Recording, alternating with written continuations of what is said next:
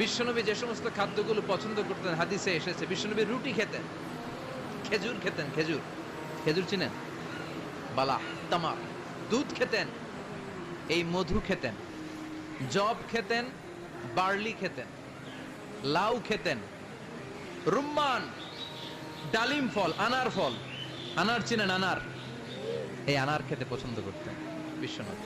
Mushroom খেতেন, mushroom, mushroom চিনেন, ব্যাঙ্গের ছাতার মতো।